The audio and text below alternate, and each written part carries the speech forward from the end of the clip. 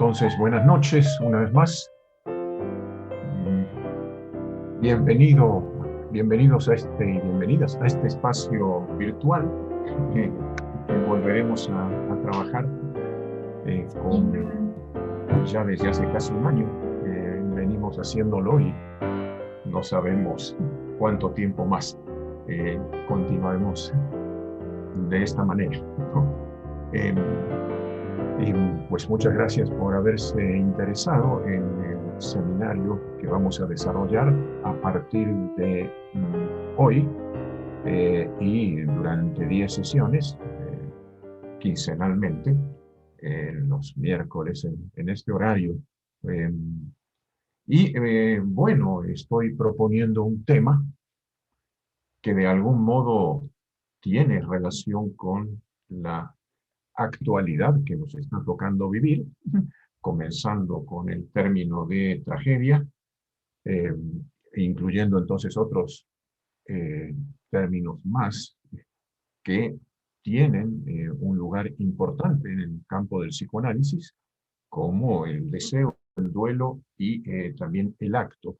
Bueno, todos estos elementos los vamos a tratar a partir de la tragedia de Hamlet, este texto de Shakespeare, que es un clásico, quizás el más conocido de este autor, y que inspiró en buena medida a Freud, así como también a Lacan, que le dedicó varias sesiones de uno de sus seminarios, el de servicio de interpretación, algo que vamos a tratar aquí, a reflexionar en torno precisamente a esta tragedia. O sea, a partir de ahí trataremos de entonces trabajar en torno a estos diferentes conceptos que tienen su importancia fundamental en el psicoanálisis y también en el campo específicamente clínico. A modo de introducción, voy a hacer algunos comentarios. Bueno, y posteriormente también señalaremos textos que tomaremos como base para las sesiones siguientes. Sabemos nosotros que la referencia a las obras artísticas y literarias es una constante en Freud, ¿no? Estas obras plantean un enigma que él retoma, y algo semejante ocurrirá con Lacan, ¿no? Freud dedicó una atención particular a diferentes expresiones artísticas. En primer lugar, las creaciones literarias, después las esculturas, en tercer término, las pinturas. De lo que no se ocupó en su trabajo fue de la música. Si él hubiera sostenido su elaboración en un modelo neuropsicológico, seguramente no hubiese tomado en cuenta las grandes producciones de la literatura para construir su teoría del inconsciente, que precisamente tiene mucho más que ver con lo literario que con lo neurológico. Freud buscó elementos para la elaboración teórica en la lectura de obras como Edipo Rey, sabemos, Hamlet, los hermanos Karamazov y algunas otras más, de donde surgieron conceptos fundamentales, entre otros el complejo de Edipo.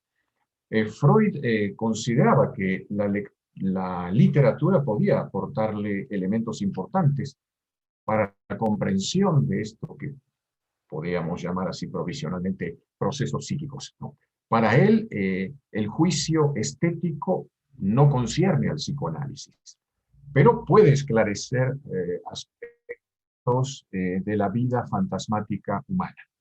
La lectura psicoanalítica de la literatura se asemeja a la de las formaciones del inconsciente, como el sueño y el chiste en particular, ¿no?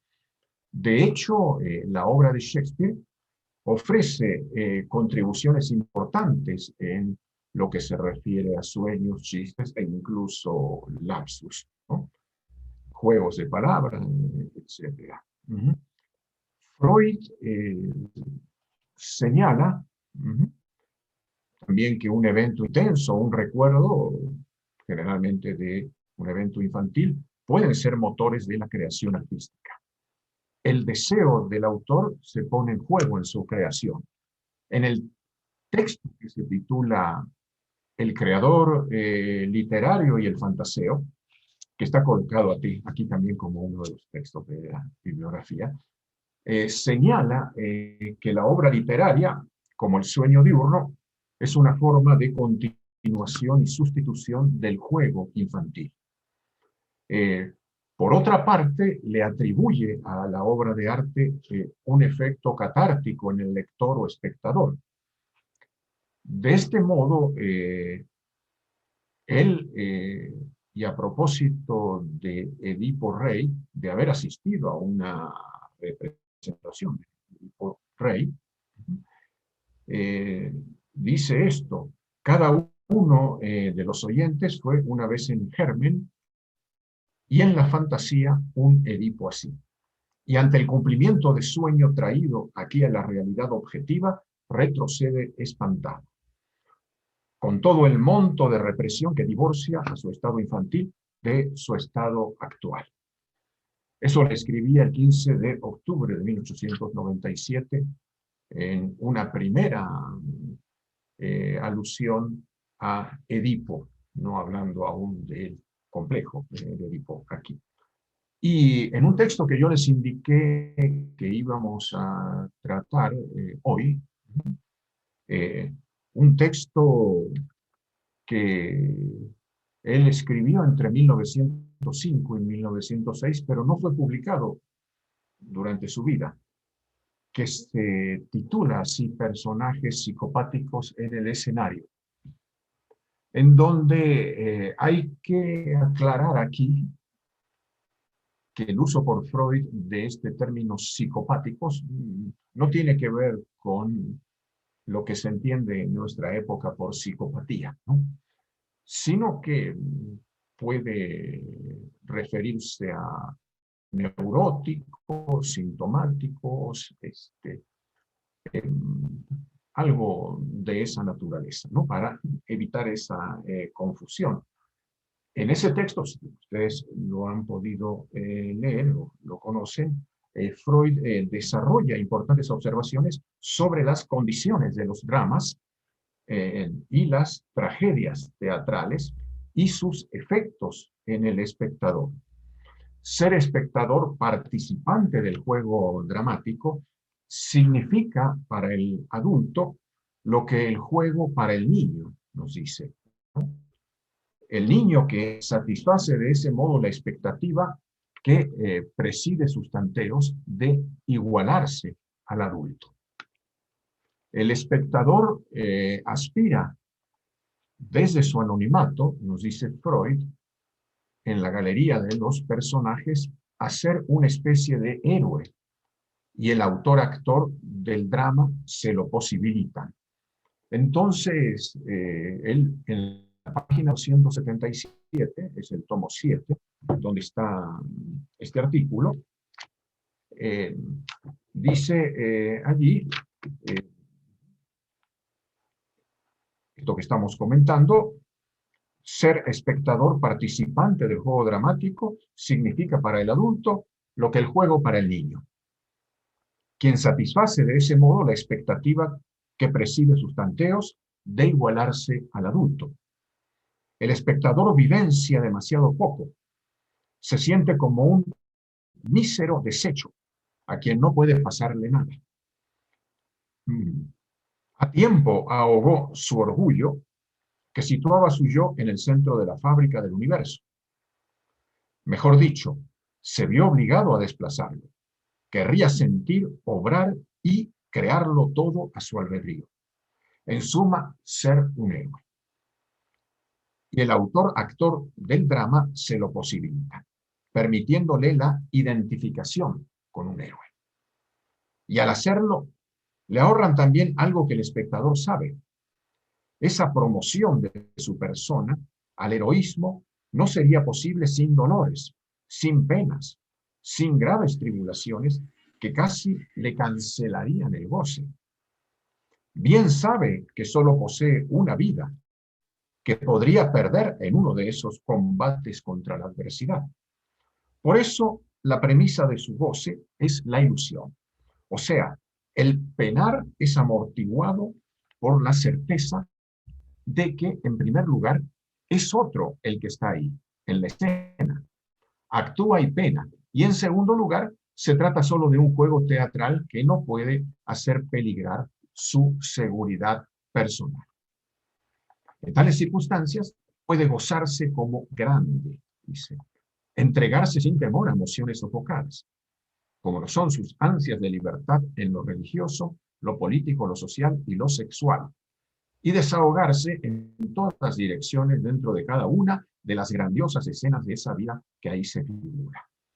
Dice esto, refiriéndose entonces a lo que se le permite al espectador en su situación, ¿verdad?, de estar frente a la escena dramática. Y Freud enumera las diferentes condiciones de goce que ofrecen las creaciones literarias. Por ejemplo, nos dice que la poesía lírica contribuye a desahogar una sensibilidad intensa y variada, igual que la danza. La épica está destinada a ofrecer la posibilidad del goce de la gran personalidad heroica en su triunfo. Y por otro lado, el drama lleva hasta lo hondo de las posibilidades afectivas, de los presagios, de las desdichas, y puede mostrar al héroe derrotado en su lucha, a veces con una complacencia masoquista. La comedia crea inquietudes y después las calma, y en la tragedia se concretan las penas. Más adelante vemos que Freud reitera con respecto al drama. Dice, por tanto, tema del drama son todas las variedades de sufrimiento. El espectador tiene que extraer de ellas un placer, y de ahí resulta la primera condición de la creación artística. No debe hacer sufrir al espectador. Bueno, esto habría que tomarlo como algo un tanto relativo, después se podrá ver, ¿no? Ha de saber compensar la piedad que excita mediante las satisfacciones que de ahí pueden extraerse. Un éxito que tiene que proporcionar cierta compensación, ¿no? En este caso. Una regla que infringen, agrega él, con particular frecuencia los autores recientes, como dando a entender que en este caso sí puede ocurrir que hagan sufrir al espectador. Bueno, y Freud también, como vemos aquí, hace varias observaciones con respecto a diferentes tipos de dramas y esencialmente para mencionar uno muy especial, que es lo que llama el drama psicológico. Con respecto a esto dice, es en el alma misma del héroe donde se libra la lucha engendradora del sufrimiento. Son mociones encontradas las que se combaten en una lid que no culmina con la derrota del héroe, sino con la de una de tales mociones. Agrega él que el héroe generalmente tendrá que renunciar a una de esas mociones y puede tener una combinación de los rasgos del drama social o del de caracteres. Con respecto a esto, él señala que aquí tienen cabida las tragedias de amor, la sofocación del amor por la cultura social o el conflicto entre amor y deber, como en la ópera, y pueden tener una variación infinita, agrega Freud, tan infinita como la de los sueños diurnos eróticos de los seres humanos. Y en este punto es donde él va a señalar, con respecto a estos dramas modernos, dramas psicológicos, dice que el primero de ellos es Hamlet, como lo señala en la página 280 de este texto, en el tomo 7 de las obras de Freud, ¿no? Allí él dice que aquí el héroe, Hamlet, ¿verdad? En este caso, textualmente, no es un psicópata. Bueno, hay que recordar la aclaración que hacía antes, ¿no? No se refiere Freud a esta noción actual de psicopatía, ¿no? Psicopatía o sociopatía, etcétera, que es más típica de la psiquiatría, ¿no? Se trataría, bueno, de referirse al sujeto como cualquier otro que tendría alguna clase de, entre comillas, patología, neurosis, como se le quiera llamar, ¿no? El héroe dice, se vuelve tal en la acción considerada. Es en la acción que se hace héroe, ¿no? La emoción reprimida se cuenta también entre aquellas que lo están en todos nosotros por igual. Y es su represión uno de los fundamentos de nuestro desarrollo personal, dice. Lo que la situación pone en entredicho es la represión misma. Estas dos condiciones, él señala, nos facilitan, dice, reencontrarnos con el héroe. Habla Freud de una identificación, en este caso, ¿no? Somos susceptibles, dice, del mismo conflicto que él, en esos dos aspectos. En tercer lugar, agrega, la plasmación artística es lograr que esa emoción que pretende llegar a la conciencia no se llame por su nombre, y así ese proceso se consuma de nuevo en el espectador y éste sea presa de sentimientos sin darse cuenta de lo que ocurre. Es para Freud la forma de ablandar la resistencia de emociones que pueden llegar a la conciencia, como sucede en un análisis con los retoños de lo reprimido. Aunque en el caso del drama, para el espectador, señala que no se logra evidenciar lo reprimido mismo, ¿no? Concluye entonces Freud, después de todas estas consideraciones, diciendo, y en Hamlet, en verdad, el conflicto está tan oculto que yo pude colegirlo apenas. Así entonces lo señala aquí, ¿no? Bueno, y podríamos también aquí mencionar que más adelante veremos los aportes de Lacan también en la lectura que hace de Hamlet, que de alguna manera le sirve también para la elaboración de lo que se conoce como grafo del deseo, ¿no? Los motivos de esa procrastinación del personaje para consumar la venganza que tiene que lograr por orden del padre, ¿verdad? La relación con Ofelia y con lo femenino, con la madre, etcétera, todo un conjunto de elementos que se irán tratando más adelante, ¿no? Shakespeare fue una fuente esencial de inspiración para Freud, ¿no? En diferentes textos regresa sobre este dramaturgo, ¿no? Hay un texto que se titula Las excepciones, que forma parte de una trilogía titulada Tipos de carácter elucidados por el psicoanálisis. Y allí, en ese texto, se refiere a Ricardo III, otro de los dramas de Shakespeare, ¿no? Dentro de esa misma trilogía está el otro de los textos, Los que fracasan al triunfar, en el que hace referencia a Lady Macbeth, ¿no? También a otra heroína de una obra de Ibsen, que es Romersholm, ¿no? En otro texto que es el tema de la elección del cofrecillo, la referencia es un pasaje de El mercader de Venecia.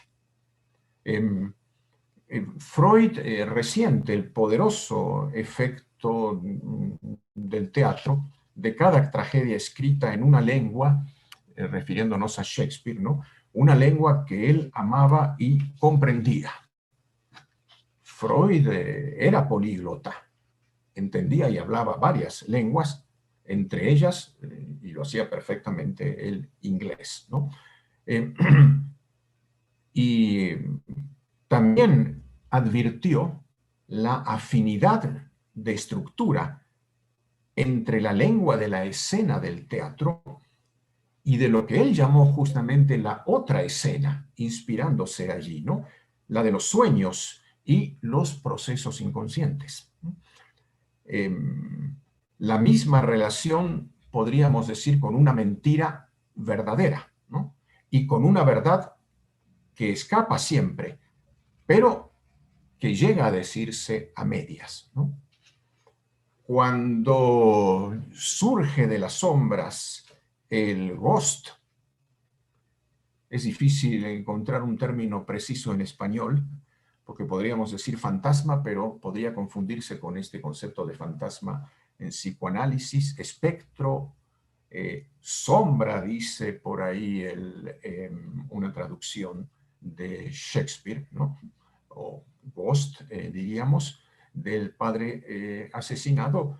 Bueno, Shakespeare da a ver sobre la escena del teatro las fuerzas oscuras en juego en el alma humana. Confronta así al hijo con el padre, hace hablar a los muertos, eventualmente reconciliarse a familias enteras, enfrentadas entre sí, ¿no? El país de la muerte, como se dice en Hamlet, cuyo límite ningún viajero traspasa nunca, dice así, no soy muy bueno en el inglés, the country from whose bourne no traveler returns. Dice así, ¿no? Él lo explora a través de representaciones sobrenaturales y encantadas, ¿no? Freud había reconocido desde el comienzo la deuda del psicoanálisis con la alta literatura. En el caso de Shakespeare, el enigma del nombre, el misterio de la identidad de Shakespeare no fue ajeno a la predilección que tenía por este autor, ¿no? Sabemos que ha existido y existe, ¿verdad?, una serie de especulaciones acerca de la identidad de Shakespeare, si verdaderamente existió o no, y Freud le entró mucho a este tema, ¿no? Lo interesante, creo, de todo esto es el hecho de que Freud mismo ha sido esencial, ¿verdad?, para que cada quien pueda poner siempre en cuestión eso que llama su identidad, ¿verdad?, ¿no? Es decir, lo que el psicoanálisis cuestiona de una manera muy clara, ¿no? De tal modo que todas esas especulaciones sobre la verdadera, digamos, identidad de Shakespeare, bueno, tiene que ver mucho con lo que es la elaboración psicoanalítica, ¿no? Sabemos que, bueno, anteriormente lo comentaba, ¿no? Además de autores como Sófocles y Dostoyevsky, Freud se ocupó de obras literarias como aquella de la cual escribió un ensayo, La Gradiva de Jensen, ¿no?, donde lee la intriga como una expresión de la elaboración inconsciente del autor. En el caso de Shakespeare, para Freud, la vida personal de este escritor pudo haber sido una de sus fuentes de inspiración y le habría proporcionado materiales inconscientes para su producción literaria. Por ejemplo, él señala que el hijo de Shakespeare se llamaba Hamnet, ¿sí, no? Nombre muy similar a Hamlet, ¿no? También que la obra fue escrita poco después de la muerte del padre de Shakespeare, cuando se encontraba en pleno duelo y sus impresiones infantiles referidas a su padre se habrían actualizado, ¿no? Eh, bueno, Hamlet es una pieza que efectivamente aborda el tema de la muerte de los padres, ¿no? El del rey Hamlet llevaba el mismo nombre que el personaje, ¿verdad? El rey Fortinbras de Noruega, Polonio, el padre de Ofelia y Laertes. Pero aquí hay que aclarar que Freud no tenía una amplia información sobre la biografía de Shakespeare, de manera tal que esto que él afirma podríamos dejarlo como suposiciones, hipótesis, no algo perfectamente comprobable, ¿no? Él aparentemente no escribió Hamlet después de la muerte de su padre, ¿no? Y el nombre del hijo no necesariamente tiene relación con el del héroe aquí.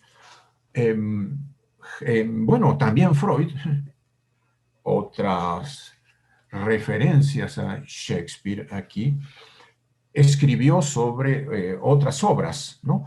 Como El Rey Lear, Macbeth, un pequeño comentario sobre Romeo y Julieta para referirse a nuestra fascinación intensa por el amor y la muerte. Eh, la interpretación freudiana del Rey Lear pone el acento en el deseo de Lear de ser amado por una mujer, así como la imposibilidad de serlo a causa de su edad avanzada. Por eso Lear demanda el amor de sus hijas como un sustituto. Freud supone que en el acto final, cuando Lear carga en sus brazos el cadáver de su hija Cordelia, el cuerpo de la joven representa a la diosa de la muerte, la que introduce el sueño eterno en el campo de batalla y conduce a los muertos al cielo, ¿no? Según Freud, la obra describe la relación de un hombre con el objeto femenino. Está presente y aquí lo vincula también con el tema de los tres cofrecillos, ¿no? La relación con la mujer que lo amamanta, la mujer que es su pareja amorosa y finalmente la mujer que lo lleva a la muerte, ¿no? La naturaleza misma que le impone su mortalidad. Eso lo encontramos en este texto, el tema de los tres cofrecillos, que decía antes, ¿verdad? Hace referencia a ese pasaje en el que Porcia les presenta tres cofres, pequeños cofres, a sus pretendientes, el uno de oro, uno de plata y uno de plomo, ¿no? En uno de ellos está su retrato. Entonces cada uno de los pretendientes tiene que escoger uno de los cofres fundamentando la razón de su elección. Y finalmente es Basanio, justamente aquel de quien ella estaba enamorada, ¿verdad? Quien da con el cofre correcto, ¿no? Que era el de plomo, justamente, ¿no? Tenía su retrato. Bueno, este tema también Freud lo vincula con el de las tres mujeres que señalaba antes en El Rey Lear, ¿no? En este texto que mencioné antes también, que es tipos de carácter elucidados por el psicoanálisis, un texto de 1915, el segundo de los ensayos es el que se titula Los que fracasan al triunfar. Freud constata aquí, bueno, algo que ya es bastante difundido, ¿verdad? Algunas personas pueden caer enfermas después de haber realizado un deseo muy antiguo e intenso. Para Freud, esto es causado por fuerzas que emanan de la conciencia moral, sentimiento de culpa concretamente, ¿no? Y elige este personaje de Lady Macbeth como modelo para este tipo de carácter. Como sabemos nosotros, ella convence a su marido de asesinar al rey Duncan para acceder al trono y así ella devenir reina. Pero después de su coronación se hunde en la locura. Compulsivamente se lava las manos manchadas de sangre sin lograr limpiarla, alucina esa mancha, ¿no? Freud aquí hace una interpretación apoyándose en algunos pasajes de la obra, ¿no? Señalando que su ambición de acceder al trono se debe a su esterilidad. No puede tener hijos y pretende compensarlo convirtiéndose en reina, ¿no? Pero también señala otra cosa que resulta interesante y que tiene que ver con la identificación, en este caso, porque él comenta aquí, este texto está en el tomo 14 de las obras de Freud, y en la página 330 es donde lo menciona. Sí, para aludir como una especie de entrecruzamiento entre ella y Macbeth, ¿no? Sí, en el sentido de que el carácter de ella parece que es el que después del asesinato adopta su esposo y a la inversa, ¿no? Entonces, esto lo lleva a Freud a plantear que uno y otro, como dice aquí, se cumple en ella lo que él, en los remordimientos de su conciencia moral, temía. Él tenía remordimientos, Macbeth, antes de consumar el crimen. Después pasan a ella, ¿no? Él era un tanto pusilánime, en ese sentido no estaba muy decidido, tenía muchas dudas, y luego se convierte en un personaje cruel, decidido, violento, etcétera, ¿no? Entonces dice, ella pasa a ser la arrepentida tras el crimen, él pasa a ser el temerario. Y entre los dos agotan las posibilidades de reacción frente al crimen, como dos partes desunidas de una única individualidad psíquica, y quizás copias de un solo modelo. Como planteando la hipótesis de una especie de identificación de uno con otro, siendo ambos pareja, ¿no? Un proceso que podría encontrarse en otros casos, ¿no? Es decir, como una especie de amalgama aquí de uno con otro, donde está en juego ese proceso de identificación. Bueno, entonces, a Freud podríamos decir que la obra de arte le aporta elementos de inspiración para su propia elaboración de la teoría psicoanalítica, de los diferentes conceptos. No hay respuestas en la obra de arte, más bien interroga, plantea preguntas, ¿no? Sabemos que Freud y más adelante también Lacan sostienen que el artista se adelanta al analista al sacar a la luz ciertas verdades que el psicoanálisis retoma. El artista, a través de su obra, pone de manifiesto un cierto saber, ¿no? Un saber ignorado por él mismo, ¿no?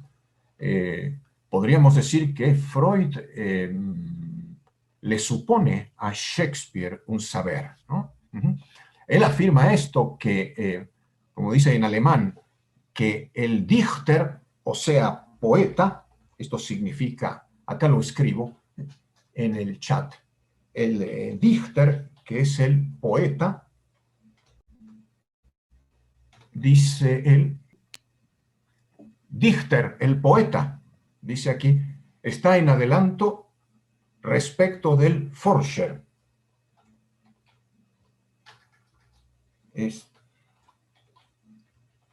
Forscher, que sería el investigador.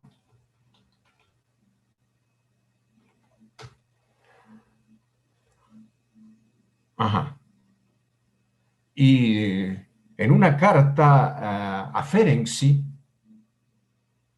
que es del 16 de julio de 1914, él dice que el poeta tiene la posibilidad de decir esto que escribe en alemán, aquí, le llama las dunkle Machte. O sea, significaría las fuerzas oscuras.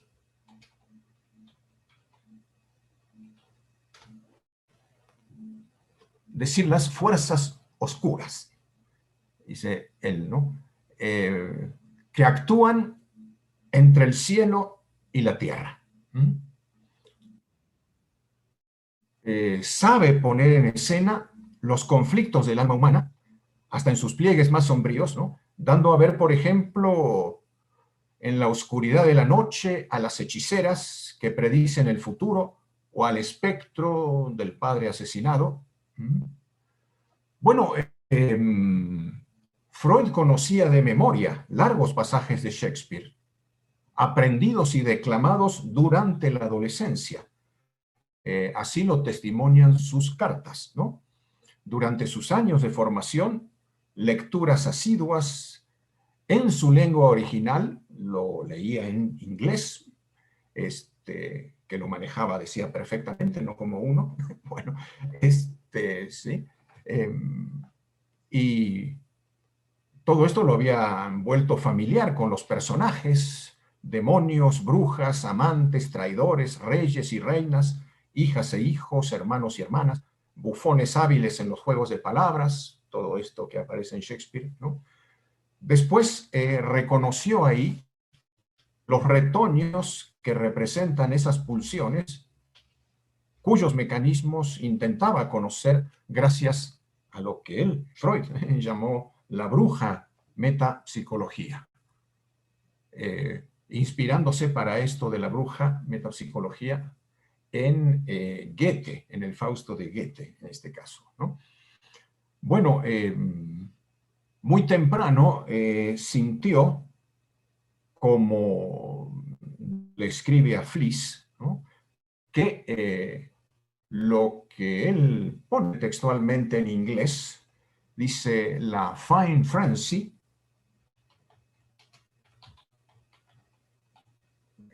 fine frenzy está en la traducción de Freud como el fino desvarío.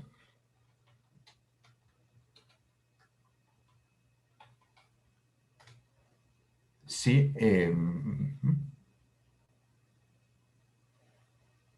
es una fuente esencial para la creación. Esto de fine frenzy aparece en el acto 5, escena 1 del Sueño de una noche de verano, ¿no?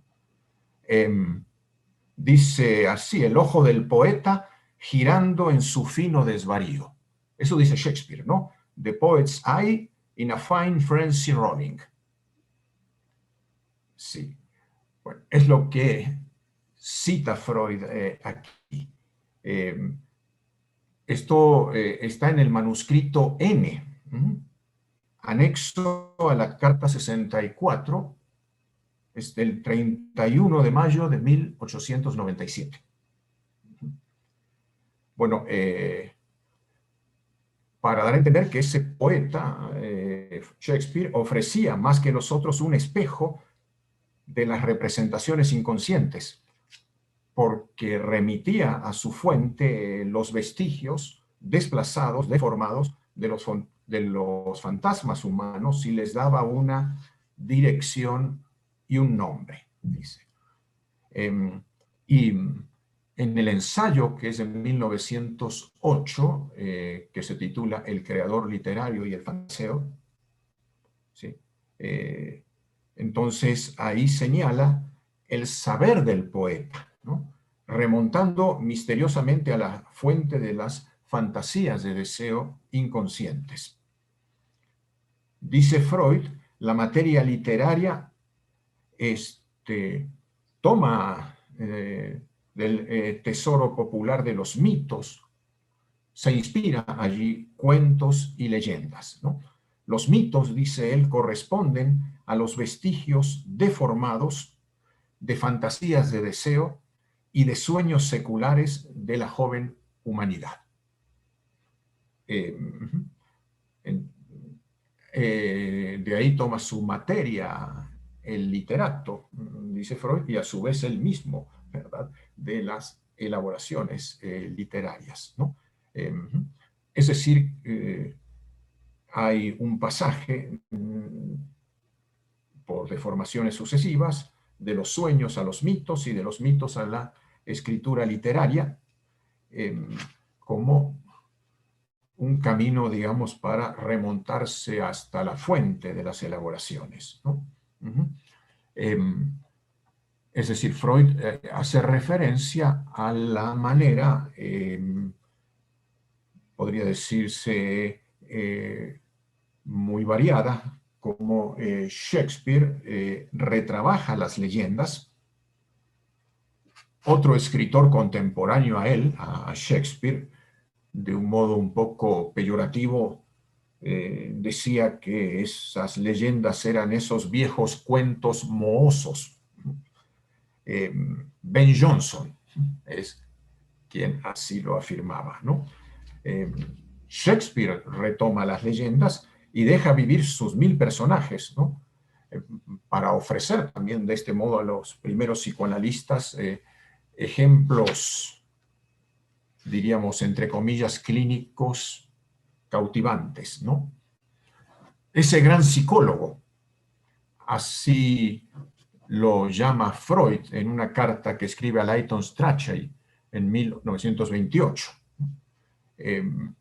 Para él, entonces, un aliado poderoso, ¿no? Un punto de apoyo sólido para la teoría en construcción. Bueno, podríamos preguntarnos nosotros si el mito de Hamlet, como el de Edipo Rey, no están en el origen de esta elaboración freudiana del complejo, ¿no? Este complejo de Edipo, va a denominar, ¿no? Por otra parte, Shakespeare escribió sobre todo para la escena, aunque también escribió sonetos, ¿no? Escribió poesía, ¿no? Shakespeare utiliza, como podemos observarlo, ¿no? Y las traducciones al español tienen muchas veces el problema de que no nos permiten captar eso que es tan importante, ¿no? Los juegos de lenguaje que emplea continuamente, ¿no? Por eso conviene encontrar una traducción que traiga, ¿verdad?, las notas donde se aclaran esos juegos que hace el autor, ¿no? También los disfraces, los desplazamientos de los afectos. Si nosotros recordamos algo que dice Freud en Más allá del principio del placer, la vida es un largo rodeo para retardar la muerte, fin de toda vida. Freud va a afirmar que con respecto a esto, los poetas nos reconfortan para que la figura de la gran Ananké, en griego el destino, mantenga el rostro de una madre providencial que conjure los azares de la existencia. Esto que Freud dice ahí en Más allá del principio del placer puede tener también cierta relación, inspirarse en alguna medida en lo que Shakespeare escribe en Julio César. Según parece, esta obra Freud la conocía de memoria, el Julio César de Shakespeare. Bueno, Bruto dice ahí, dadnos a conocer vuestra voluntad, destinos. Sabemos que hemos de morir. Solo el instante y los días que restan es lo que importa al hombre. Esto es entonces una frase que está en Julio César. Bueno, hay citas en Freud de Shakespeare que están tomadas de 25 de las 38 obras que escribió, ¿no? Y conciernen a diferentes conceptos del psicoanálisis. Los personajes para Freud se encuentran en el espacio entre dos, el reino intermedio, que puede aludir, aquí vamos a ver, a algo que toma como cita de Hamlet, Freud, pero con ciertas modalidades muy singulares, ¿no? Puede aludir esto a esas cosas entre el cielo y la tierra que ni siquiera la filosofía puede soñar, ¿no? Algo que dice Hamlet a Horacio, que Freud retoma. Cosas entre el cielo y la tierra que ni siquiera la filosofía puede soñar, ¿no? Después habrá que hacer alguna precisión sobre esto, ¿no? Bueno, la obra de Shakespeare literariamente puede inscribirse en lo que se llama manierismo, este estilo que plantea la puesta en primer plano de la experiencia subjetiva, la maniera, de donde viene manierismo, ¿no? Puesta en acto en la obra. Es un estilo, entonces, que presenta la subjetividad con todos sus conflictos, rompe con la idea de equilibrio, de armonía, de héroes invencibles, ¿no?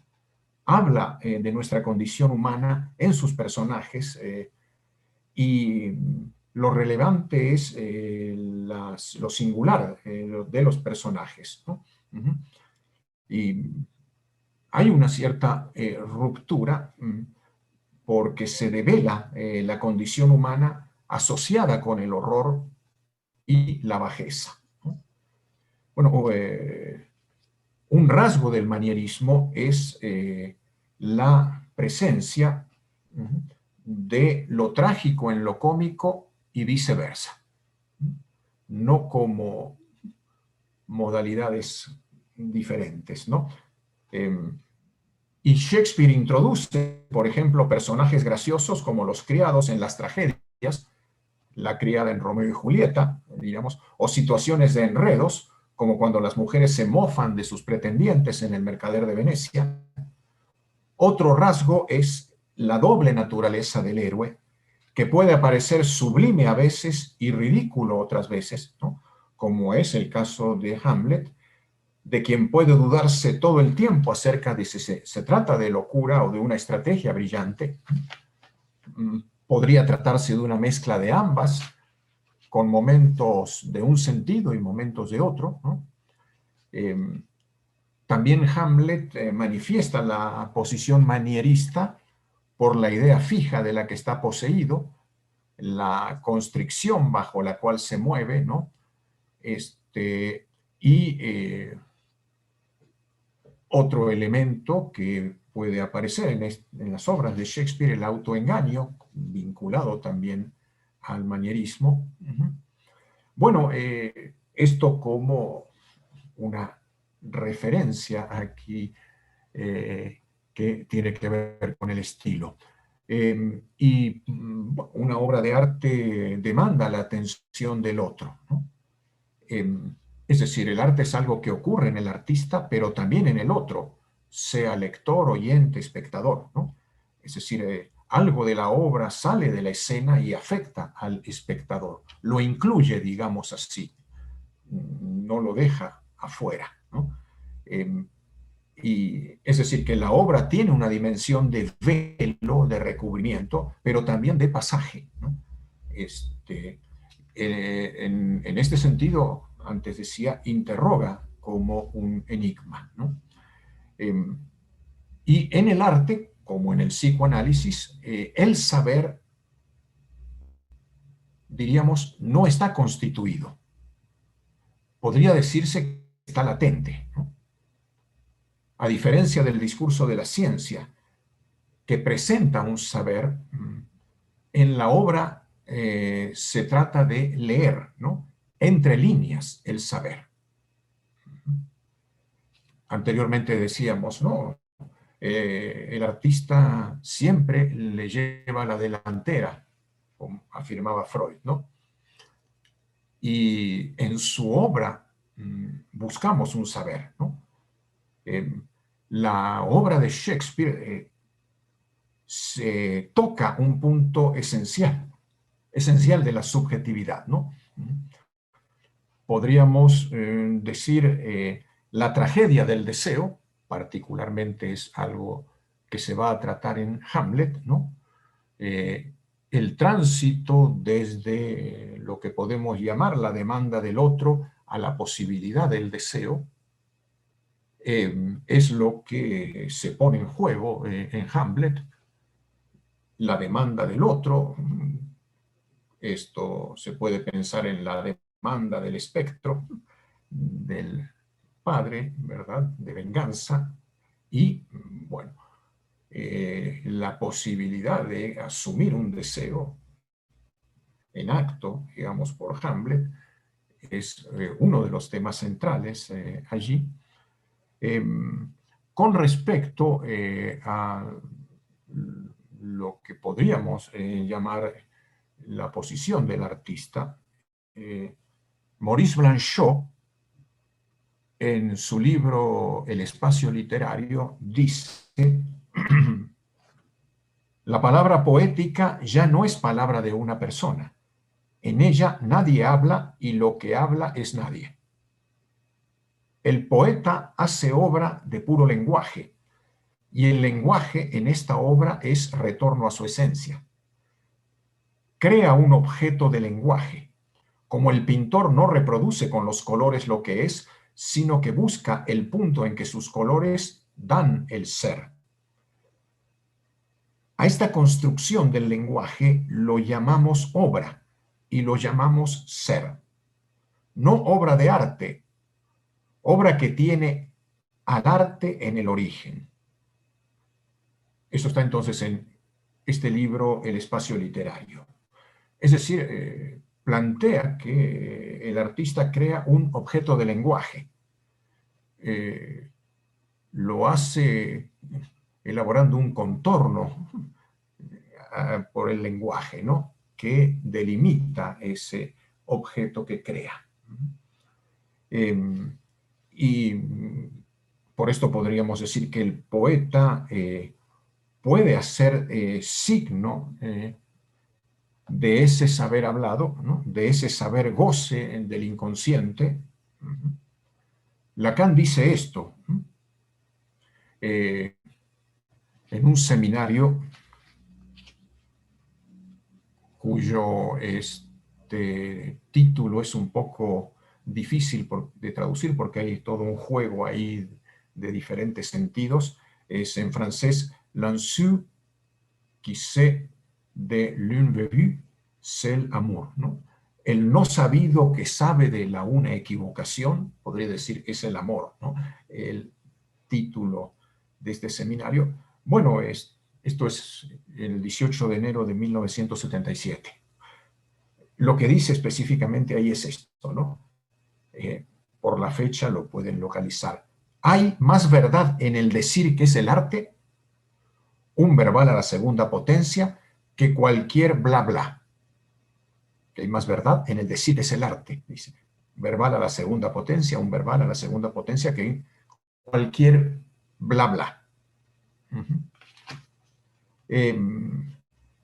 Y para Lacan, el interés en la estructura de la obra de Shakespeare es interrogar el saber hacer del poeta, que es capaz de dar cuenta de los efectos del goce del lenguaje que constituye el inconsciente.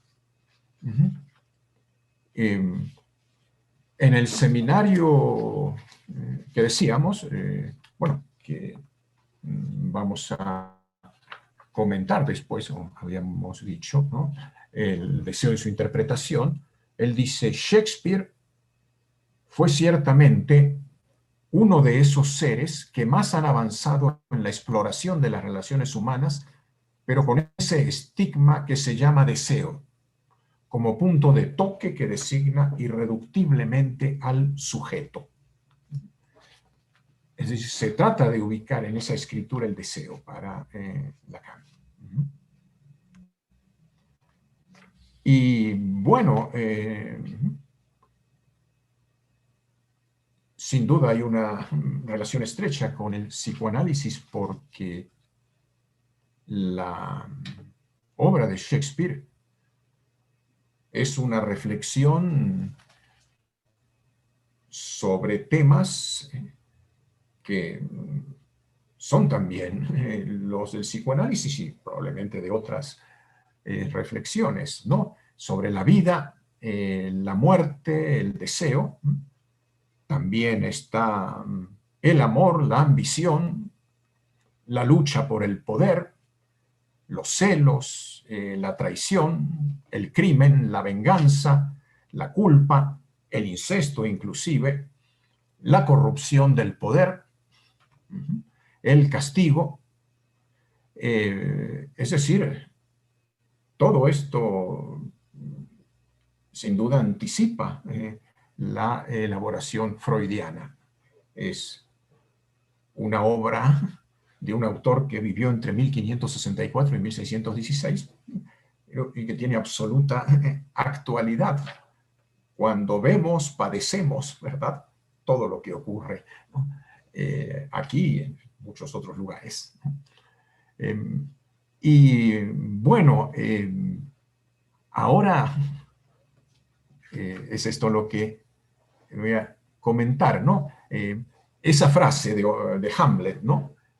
Lo que Hamlet le dice a Horacio, y es una frase que Freud cita de un modo muy particular unas 10 veces a lo largo de su obra. Sí, lo que Hamlet dice allí textualmente es, como lo pueden encontrar en la obra, ¿no? Hay algo más en el cielo y en la tierra, Horacio, de lo que ha soñado tu filosofía. Diríamos que Freud utiliza esta frase casi como un proverbio, ¿no? Regresa una y otra vez a ella, ¿no? Quiere decir que por algún motivo lo marcó de un modo importante. No cita tantas veces otras cosas, ¿no? Como esto, ¿no? Es decir, podríamos decir que a las cosas oscuras que forman parte de la vida humana, Freud sabe, gracias a Shakespeare, reconocerles una existencia. Aquello que no se revela a simple vista, diríamos, ¿no? Sin embargo, él, sin duda deliberadamente, aunque no lo aclara, cuando se lo atribuye a Shakespeare, ¿no? Él transforma la frase, porque en lugar de decir en el cielo y en la tierra, dice, hay más cosas entre el cielo y la tierra. Entre esto de entre no lo dice Shakespeare, ¿no? La frase es, there are more things in heaven and earth than are dreamt of in your philosophy. Bueno, no dice between, ¿verdad? Heaven and earth, ¿no? Dice Shakespeare, in heaven and earth, en el cielo y en la tierra, ¿no? Es decir, que Freud la modifica sin en ninguno de los casos aclarar que él hace esa modificación, ¿no? Entonces, bueno, eh, para quien no se va a leer el texto de Shakespeare, puede creer que así lo dice Shakespeare, ¿no? O Hamlet, si lo queremos decir con más precisión, ¿no? Bueno, pero esta variación Freud, digamos, podríamos decir que este es un Shakespeare variación Freud, ¿no? No es algo secundario, ¿no? Porque al decir entre el cielo y la tierra, él dibuja un espacio diferente, introduce una dimensión intermedia entre uno y otro, ¿no? Que sería el espacio de lo que él va a denominar en alemán Unbewusst, inconsciente, ¿no? Planteando allí una espacialidad muy singular respecto del inconsciente, ¿no? Es decir, no como un espacio euclidiano, localizable, ¿verdad? Que pudiera medirse, ubicarse en alguna parte, etcétera, ¿no? Sino como es algo del orden de lo entre, ¿no? Y en una serie de breves pensamientos escritos en Londres en 1938, Freud dice esto: la espacialidad podría ser ciertamente la proyección de la extensión del aparato psíquico. Psiché es extensa, no sabe nada de esto. Entonces ahí afirma él, ¿no? La existencia de una espacialidad e incluso una relación con el espacio que se distingue, ¿verdad?, de lo que empíricamente podríamos concebir, ¿verdad?, como el espacio, ¿no? Porque alude a que hay como una especie de extensión, ¿no?, proyección de lo psíquico hacia afuera, ¿no? Y bueno, Shakespeare, al presentarnos toda esa serie de personajes, etcétera, nos da un poco la idea de aquello que está en ese entre, ¿no?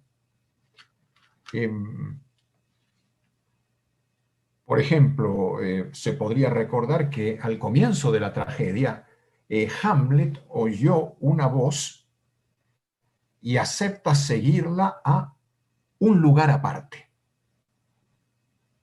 ¿Cómo entender esto de un lugar aparte? Preguntarnos, ¿no? Su padre, el aparecido, le revela esto, que él está condenado por un tiempo a andar errante de noche y a alimentar el fuego durante el día hasta que estén extinguidos y purgados los torpes crímenes que en vida cometí. Y ordena a su hijo acordarse de él y vengar su muerte. El Ghost desaparece y Horacio llega para reconfortar a Hamlet, aterrorizado por lo que ha sucedido. Y se establece ahí un diálogo donde va a aparecer esta frase que Freud cita a su manera tantas veces. Horacio dice para decir eso, no hace falta, Señor, que espectro alguno salga de su tumba. Y Hamlet responde, sí, cierto, estás en lo cierto. Y un poco más adelante, entonces, Horacio dice, oh luz y tinieblas, pero esto es prodigiosamente extraño. Ahí es donde Hamlet responde, pues dale, por lo mismo, como a un extraño, buen recibimiento. Y ahí viene la frase, hay algo más en el cielo y en la tierra, Horacio, de lo que ha soñado tu filosofía. Está en el acto primero de Hamlet, escena 5. Como vemos, como ven ustedes, dice en el cielo y en la tierra. Sí, bueno, entonces se trata de acoger el espectro, el ghost, ¿no? Para Hamlet es un deber, ¿no? Para Freud, este deber de hospitalidad significa acoger lo desconocido, aceptar que ciertas cosas van en sentido contrario de la ley del cielo, como de la razón de los hombres. Darle lugar justamente a eso extraño, desconocido. Theodor Reich, discípulo de Freud, ¿sí?, recuerda que en una conferencia Freud pidió a su público no rechazar de entrada un detalle chocante que él iba a buscar en la tumba del pasado. Son palabras de Freud, citadas por Reich, ¿no? Al estilo del espectro en Hamlet. No rechazar ese detalle chocante, sino cumplir con un deber de hospitalidad. Y citó en inglés esas palabras de Hamlet, ¿no? Que leíamos aquí. Pues dale por lo mismo como un extraño buen recibimiento. Dice más o menos esto, ¿no? As a stranger, give it welcome. Sí. Bueno, esta cita que comentamos de Hamlet, modificada por Freud, ¿no?, aparece por primera vez en una carta a Fliess del 21 de septiembre de 1897, bajo una forma alusiva. Es esa famosa carta donde Freud le dice a Fliess, ya no creo más en mi neurótica. No se refiere a sus pacientes cuando dice mi neurótica, ¿no?, sino a la teoría de la neurosis que él había elaborado hasta ese momento, que atribuía la etiología de la neurosis a un acontecimiento traumático de la infancia, a esto, ¿no? Y designa como objeto de su búsqueda, lo dice así textualmente, lo que pasa entre el cielo y la tierra. Ahí ya, por primera vez, modifica, ¿verdad? Para hablar del entre, ¿no? Y también afirma ahí que no hay signo de realidad en el inconsciente, por lo que se desvanece también la esperanza de llegar en la cura a un completo dominio de lo inconsciente por lo consciente. Es decir, como dándole a entender que, bueno,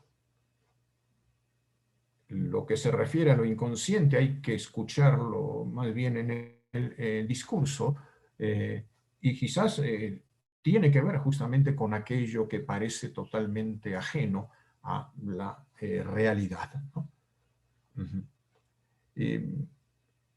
En otro texto que había mencionado antes, El delirio y los sueños en la gradiva de Jensen, Freud pone de su lado a los poetas y los antiguos para convencer mejor a los lectores de la existencia, y nuevamente cita, de esas cosas entre el cielo y la tierra. Dice ahí que los exploradores del sueño, con Shakespeare a la cabeza, son los poetas, ¿no? Y en 1910 formula cierta relación entre las propuestas de Leonardo da Vinci y las de Hamlet, poniendo en cuestión la relación entre azar y necesidad en la vida humana. Está precisamente en este texto de Freud que se titula Un recuerdo infantil de Leonardo da Vinci. En las obras de Freud, de Amor Roto, está en el tomo 11. Bueno, aquí dice él,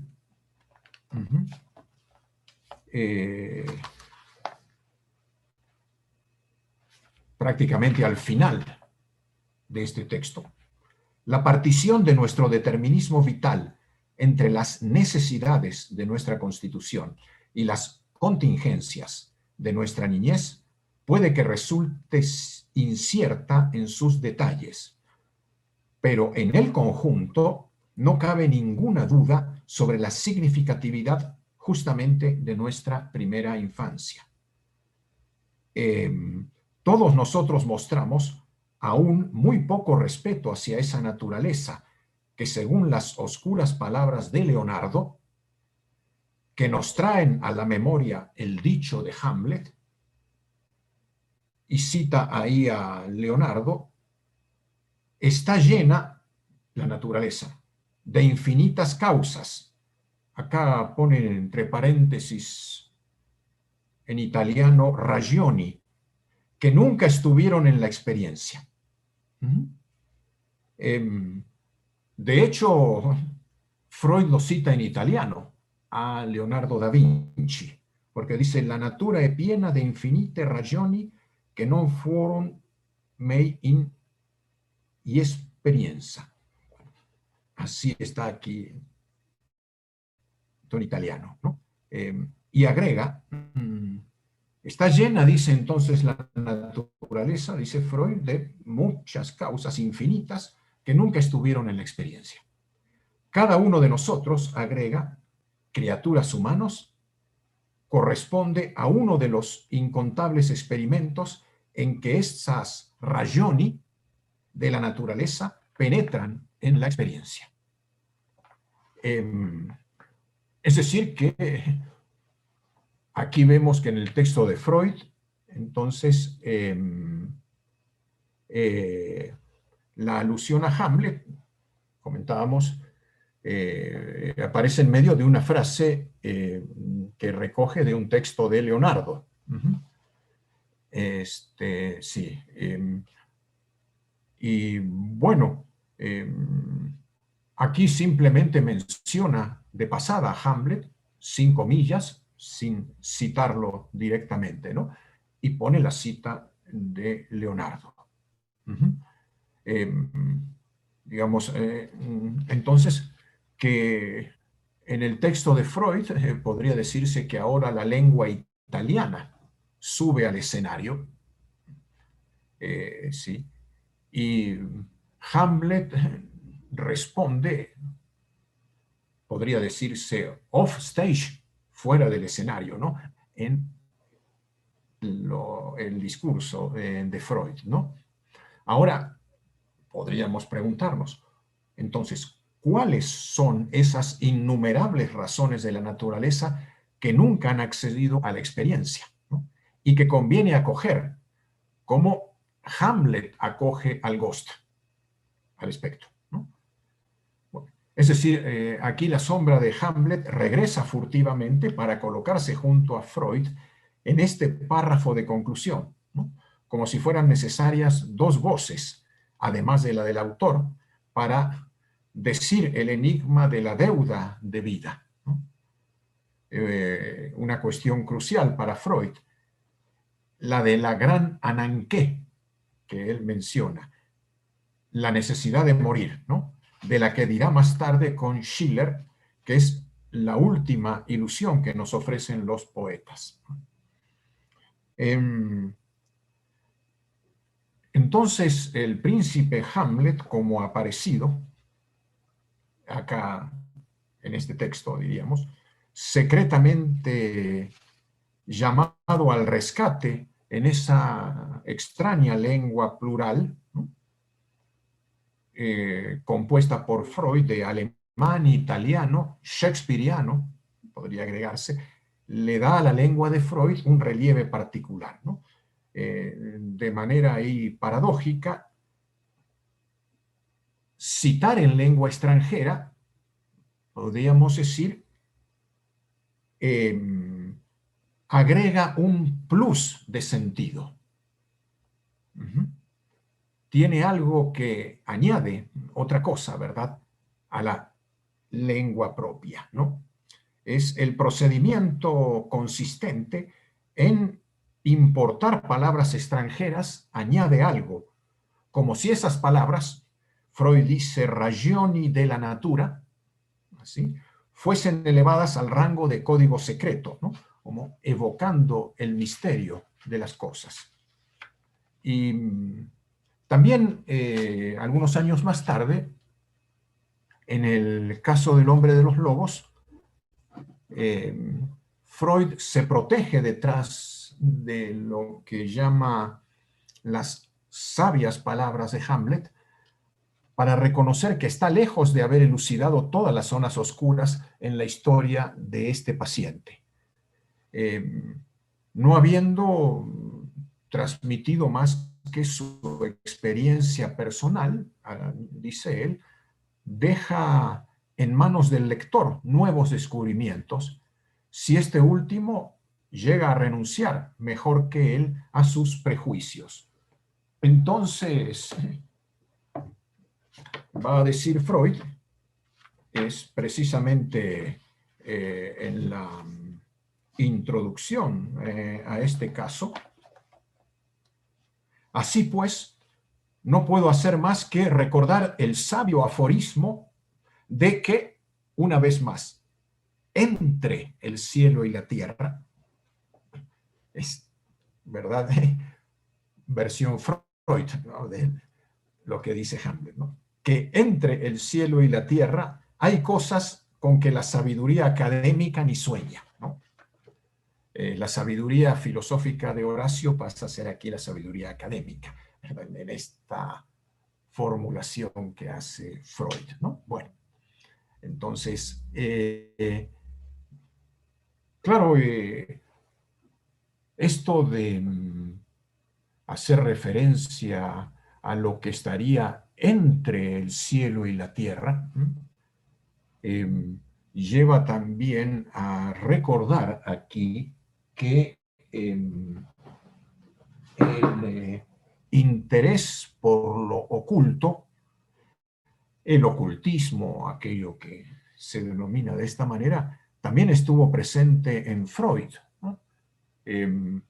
No suele ser muy comentado, ¿no?, pero él escribe un texto en 1921, hace exactamente 100 años.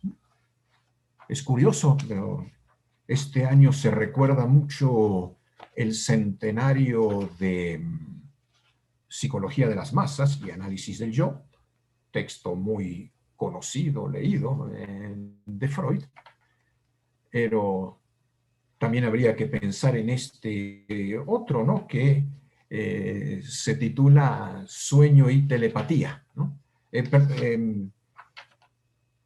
Hay dos textos de Freud.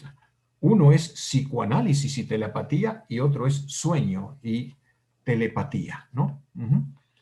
En este sueño, perdón, en este texto, bueno, que puede ser una especie de sueño también de Freud, ¿no?, él afirma que el psicoanálisis es considerado hoy hace 100 años, ¿no?, cuando lo escribe Freud, ¿no?, como sospechoso de misticismo y su inconsciente colocado entre las cosas, y una vez más, su inconsciente colocado entre las cosas, entre cielo y tierra, a las cuales la sabiduría académica se prohíbe soñar.